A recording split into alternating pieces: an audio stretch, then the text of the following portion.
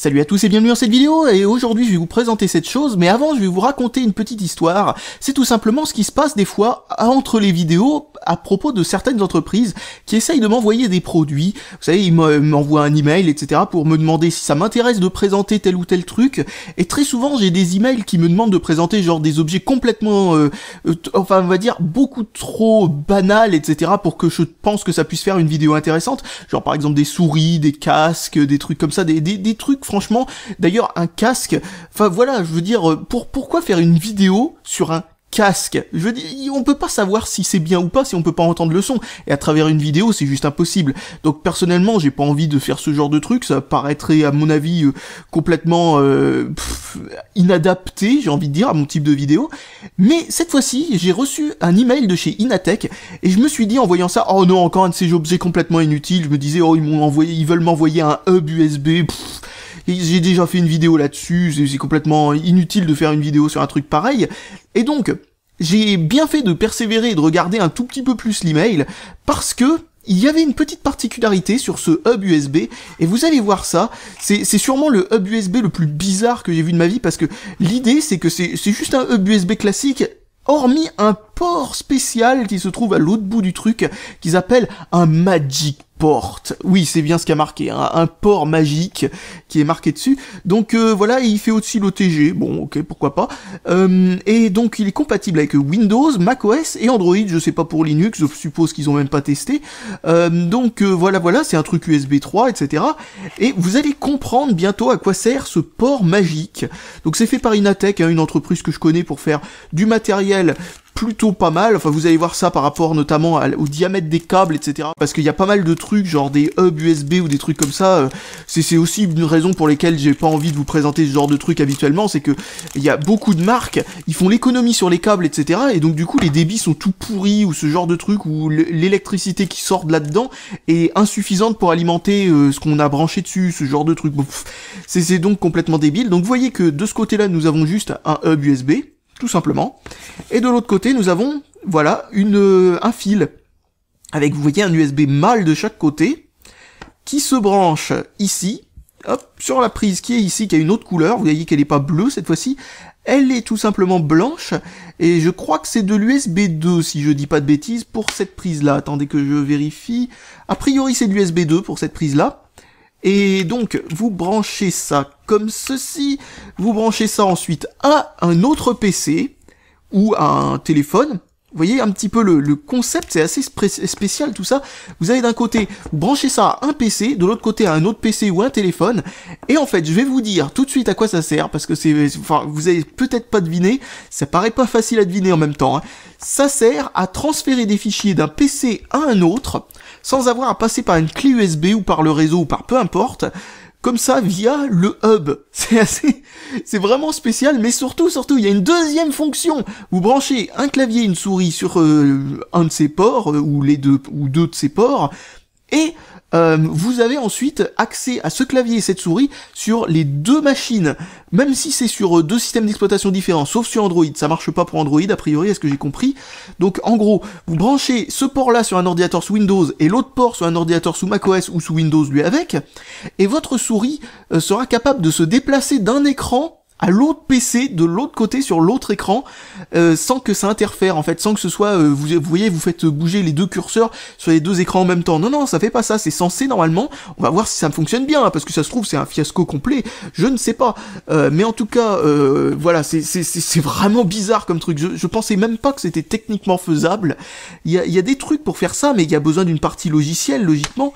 Donc on va regarder si ça a besoin d'un pilote, déjà. Alors bon, ça raconte ce dont on a besoin pour utiliser ça, pour un Pentium 2 minimum, ou un PowerPC G4. Oh mon dieu, un PowerPC G4. Attends, si c'est vraiment compatible avec un PowerPC G4 pour bouger le curseur, ce genre de truc, bah, je vais essayer de voir si je peux pas faire fonctionner ça avec un PowerPC G4 justement que j'ai ici. Alors, regardons comment c'est foutu. Alors, hop, est-ce qu'il y a besoin d'un logiciel? Alors, si j'ai bien compris, il y a besoin d'un logiciel, et ce logiciel est en fait directement inclus à l'intérieur de ce truc-là, qui agit comme un lecteur CD virtuel quand on le branche. Enfin, si j'ai bien compris comment ça fonctionne, a priori c'est comme ça, parce qu'il n'y a pas de CD donné avec. Donc je vais voir ça sur un petit PC. On va voir si, enfin comment ça fonctionne, surtout si c'est concluant comme test. En tout cas jusque là c'est juste, si on enlève cette partie-là, c'est juste un hub USB, tout ce qu'il y a de plus banal. La construction a l'air satisfaisante, même si j'ai déjà vu des produits de chez Inatech qui sont plus solides que ça. Le plastique est un petit peu souple sur le dessus, bon c'est rien du tout, mais bon voilà, ça peut se déboîter sûrement de cette manière-là. Je suppose que c'est emboîté de cette manière-là, enfin quand ils le fabriquent tout simplement. Et visiblement à l'endroit où c'est emboîté, c'est un tout petit peu souple, à peine. Bon, c'est pas grave, mais c'est quand même à savoir. Attends, regardons. Oui, je me disais bien qu'on pouvait faire ça. Je pensais qu'ils avaient rendu le câble assez court exprès pour pas qu'on puisse brancher, mais non, en fait, on peut le faire. Alors désolé pour le son dans cette partie de vidéo, mais j'ai besoin de l'ordinateur qui habituellement enregistre le son pour pouvoir faire mon expérience, parce que ce truc-là fonctionne que sous Windows et sur les versions récentes de macOS. En fait, ça fonctionne qu'avec macOS 10.6 et suivant. D'ailleurs, c'est un petit truc assez amusant, c'est que, il y a marqué sur la notice que ça fonctionnait avec les PowerPC G4, et par extension, très certainement, avec les G5. Mais le problème, c'est que non, en fait, non, ça fonctionne pas. Pourquoi? Eh bien, tout simplement parce que, les Mac qui fonctionnent sous les PowerPC n'ont pas accès à macOS 10.6, tout simplement parce que il y a aucune version de 10.6 qui est compatible avec ce type de processeur. C'est compatible seulement avec les Mac Intel et c'est tout. Donc du coup, ça ne fonctionne pas. Donc j'ai essayé ça ne marche pas. J'ai essayé sous Linux, ça marche pas non plus, mais ça m'étonne pas parce qu'il y a besoin d'un petit logiciel propriétaire, a priori propriétaire en tout cas, pour que ça fonctionne. Donc le truc est branché au PC de ce côté et de l'autre côté voici un téléphone. Normalement ça supporte l'OTG, donc on branche, pouf, voilà.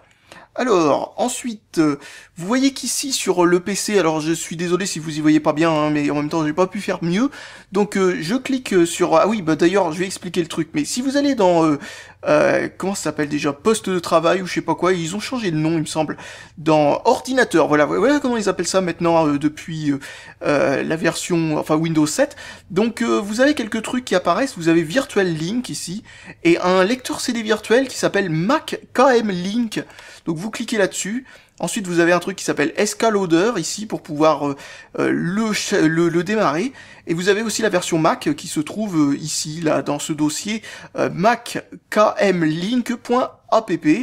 Donc, hop, on va ouvrir ça. Alors c'est très simple, hein, c'est vraiment juste un petit programme de rien du tout, ça s'ouvre très rapidement, ça demande même pas à s'installer, ça va juste demander une autorisation.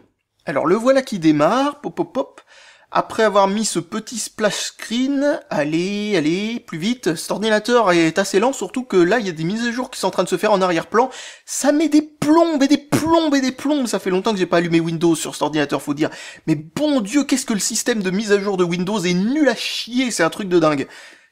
En tout cas, si vous comparez avec ce qu'il y a sur les Mac et sous Linux, c'est juste, ou sous Android, ou sous iOS, peu importe, le système de mise à jour de Windows, il est juste, mais alors... on dirait qu'il sort d'un autre temps, c'est un truc de dingue. Donc voilà, normalement c'est ouvert, ça devrait mettre quelque chose ici, bon non, c'est pas encore arrivé parce que cet ordinateur est en train de ramer comme un fou, mais donc voilà.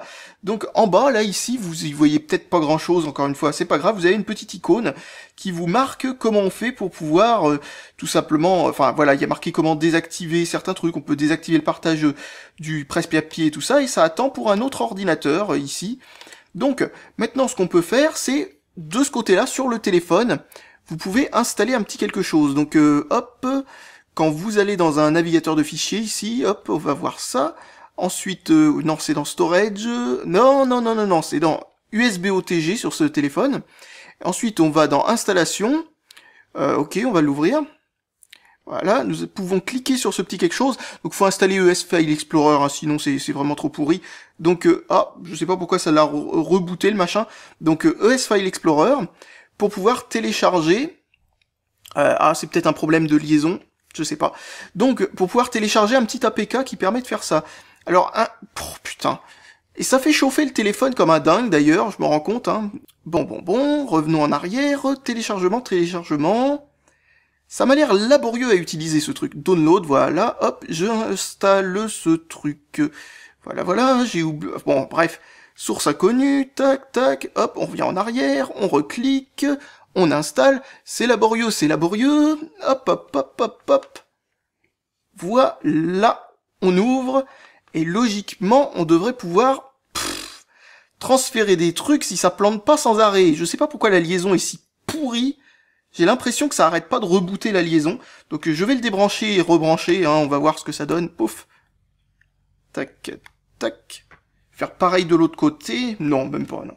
Je vais le laisser brancher de l'autre côté. Ça a l'air d'être catastrophique.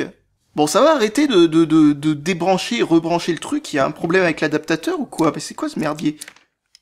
Bon, voilà, je recommence, je rebranche. Bon, on va changer de sens, on va brancher ça, cette partie-là, sur le téléphone, et l'autre partie sur le PC, hein, je sais pas. Peut-être que c'est ça qui fait que ça déconne. Ça m'étonnerait quand même beaucoup. Alors, tac, je mets ça là, je branche ça là, voilà, et on va voir ce que ça donne. Est-ce que là, cette fois-ci, ça marche? Donc, où est mon fameux programme? Désolé, j'oublie de mettre le téléphone tout en haut, là, comme ça, là, pendu au bout de son truc. Donc du coup, bon, on va dire que c'est un ratage complet si vous voulez utiliser ça pour transférer des trucs entre Android et son ordinateur. De toute façon, je vois pas pourquoi on ne brancherait pas directement son téléphone via un câble USB sur l'ordinateur. Je vois pas très bien l'intérêt de ce produit pour cette fonction-là. Par contre, l'embout qui est donné avec fait un bon petit adaptateur OTG pour mettre une clé USB sur un téléphone. Ça fonctionne très très bien. Donc c'est pas le téléphone, c'est pas la prise, c'est pas l'adaptateur, c'est... Je sais pas ce qui fait que ça déconne, mais en tout cas, a priori, c'est juste que c'est pas super bien conçu.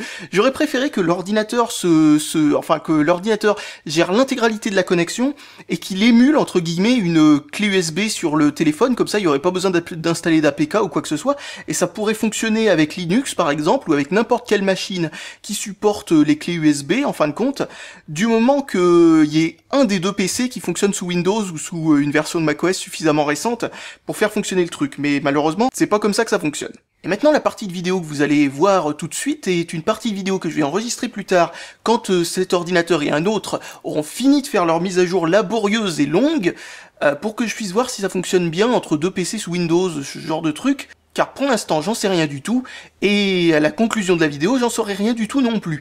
Donc c'est un petit peu bête, hein, mais c'est pas grave. Donc regardons si ça marche.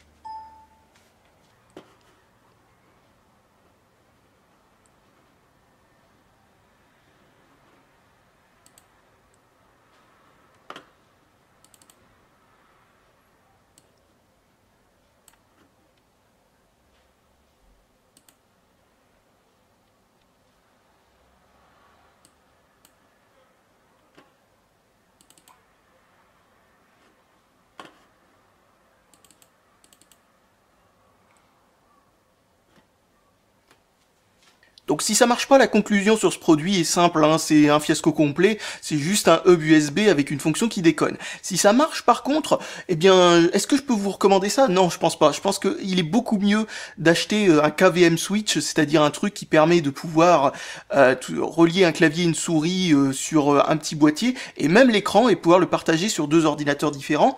Il y a un petit bouton sur le boîtier pour passer d'un ordinateur à l'autre, ça n'a besoin d'aucun pilote, d'aucun logiciel, rien du tout. C'est totalement transparent pour le PC, ça marche beaucoup mieux. Sinon le partage de fichiers, autant avoir un NAS, c'est-à-dire un système de partage de fichiers en réseau, ou tout simplement d'utiliser une clé USB ou un disque dur USB, hein. Bon, c'est un petit peu moins direct, mais ça fonctionne quand même beaucoup mieux, ça n'a pas besoin de pilote spécial non plus. Le problème à utiliser un pilote spécial, c'est que comme vous l'avez vu, certains systèmes d'exploitation ne fonctionnent pas. Un deuxième problème, c'est tout simplement que, eh bien, voilà, ça aurait pu être beaucoup mieux fait avec ce pilote-là, c'est-à-dire que il aurait pu y avoir, par exemple, l'ordinateur sous Windows, celui-là par exemple, qui prend toute la partie logicielle en compte, et ensuite c'est totalement transparent pour le téléphone ou l'autre ordinateur qui est dedans, c'est-à-dire pas besoin de pilote, pas besoin de logiciel, pas besoin de rien du tout, et ça fonctionnerait comme si on venait de brancher un clavier, une souris, une clé USB, ou peu importe, sur l'autre périphérique, et il y verrait que du feu, il n'y aurait pas besoin de quoi que ce soit, et ça pourrait être un système d'exploitation qui n'a pas du tout été prévu par les constructeurs de cette chose. Malheureusement, ils n'ont pas fait comme ça, ils ont fait en sorte qu'il y ait besoin de deux ordinateurs avec deux fois le même logiciel de chaque côté, qui donc tout simplement doit communiquer l'un avec l'autre, sinon ça marche pas. Et ça franchement je trouve que c'est mal foutu, ça pourrait être beaucoup mieux fait, et voilà, c'est toujours mieux qu'il n'y ait pas besoin de pilote, que ce soit d'un côté ou de l'autre, ce qui est totalement faisable via d'autres périphériques, peut-être un peu plus chers certes, mais beaucoup plus pratiques, comme un disque dur en réseau, où là vous pouvez pas, non pas passer les fichiers de l'un à l'autre, mais carrément faire des sauvegardes complètes des deux PC sur un boîtier spécial externe qui tourne ailleurs, etc. Mettre toute votre collection de jeux, de tout ce que vous voulez, dans ce petit boîtier qui se branche au réseau, ce genre de truc, c'est beaucoup mieux foutu, et ça coûte pas forcément beaucoup plus cher non plus, hein. On peut trouver des NAS bon, on va dire 90 euros, vous pouvez trouver un disque dur plus un NAS, les deux combinés ensemble dans un petit boîtier, et ça fonctionnera beaucoup mieux. Donc voilà, encore une fois, est-ce que je vous recommande ce produit? Non, vraiment pas du tout. Pour moi, c'est vraiment trop gadget, et c'est surtout ça pourrait être beaucoup mieux fait. Là, ça paraît vraiment trop bancal, quoi, on va dire. Parce que le problème, c'est que, encore une fois, avec le problème des logiciels propriétaires, des protocoles non standards, ce genre de trucs, c'est que si un jour le logiciel, eh bien, il finit par ne plus être compatible avec les nouvelles versions de Windows ou les nouvelles versions de macOS, eh ben, ça enlèvera toute utilité à ce produit. Et ça en fera juste un hub classique et rien de plus. Donc, autant acheter un hub classique, ça coûte moins cher. Et ça fonctionne, enfin ça fait la fonction qu'on lui demande. Donc voilà, c'était pas un super bon produit, par contre il avait le mérite d'être vraiment bizarre.